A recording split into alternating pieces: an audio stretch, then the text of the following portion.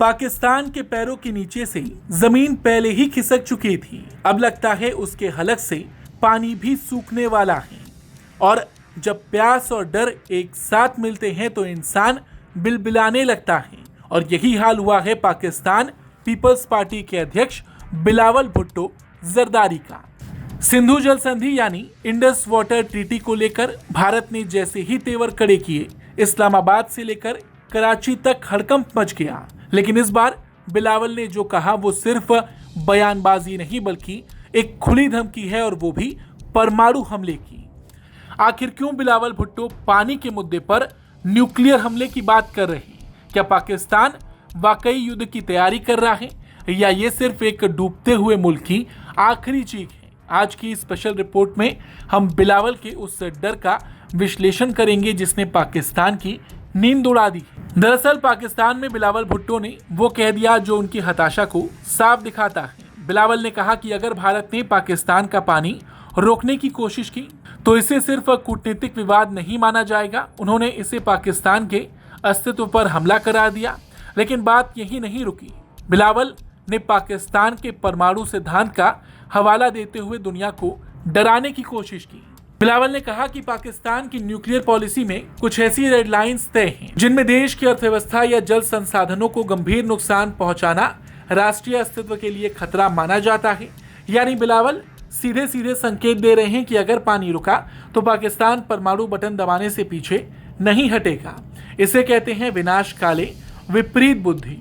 बिलावल ने आरोप लगाया कि भारत पानी को एक हथियार की तरह इस्तेमाल कर रहा है। उन्होंने सिंधु नदी को पाकिस्तान की लाइफलाइन बताया, और सच तो यह है कि वो गलत नहीं है। पाकिस्तान की 80% कृषि और उसकी पूरी इकोनॉमी सिंधु नदी के पानी पर टिकी है। और अगर ये पानी कम हुआ तो पाकिस्तान में अनाज का दाना दाना मुहाल हो जाएगा। बिलावल की इस बिलबिलाहट के पीछे का असली कारण है भारत का वो एक्शन जिसने पाकिस्तान की रग पकड़ ली है। अप्रैल 2025 में जब पहलगाम में आतंकी हमला हुआ तो भारत ने साफ कर दिया कि खून और पानी एक साथ नहीं बह सकते। भारत ने सिंधु जल संधि को स्थगित कर दिया। तब से पाकिस्तान अंतर्राष्ट्रीय मंचों पर जाकर रो रहा है, लेकिन भारत के इरादे अटल हैं। ये पहली बार नहीं है जब बिलावल ने जहर उगला हो। आपको याद होगा 2025 में भी बिलावल ने कहा था या तो सिंधु में हमारा पानी बहेगा या उनका खून।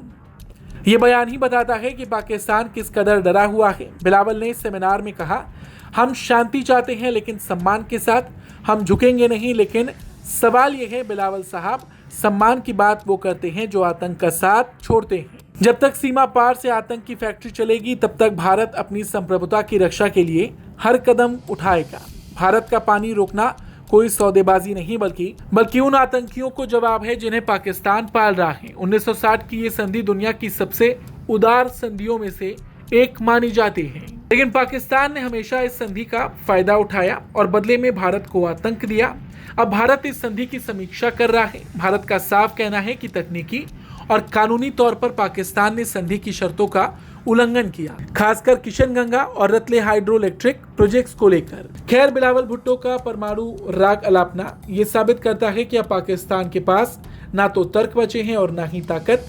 वो सिर्फ दुनिया को न्यूक्लियर का डर दिखाकर सहानुभूति बटोरना चाहते हैं, लेकिन नया भारत अब धमकियों से नहीं डरता। तो क्या बिलावल की ये धमकियां भारत को पीछे हटने पर मजबूर कर देंगी? बिल्कुल नहीं। सिंधु नदी का पानी पाकिस्तान की किस्मत तय करता है और उस पानी की चाबी भारत के पास है। बिलावल कितना भी बिलबिला ले, सच्चाई यही है कि जब तक आतंक नहीं थमेगा पाकिस्तान को पानी की एक एक बूंद के लिए तरसना पड़ सकता है। आपको क्या लगता है, क्या भारत को सिंधु जल संधि को पूरी तरह खत्म कर देना चाहिए? क्या पाकिस्तान की इन परमाणु धमकियों का जवाब हमें और कड़ाई से देना चाहिए? अपनी राय कमेंट बॉक्स में जरूर दें।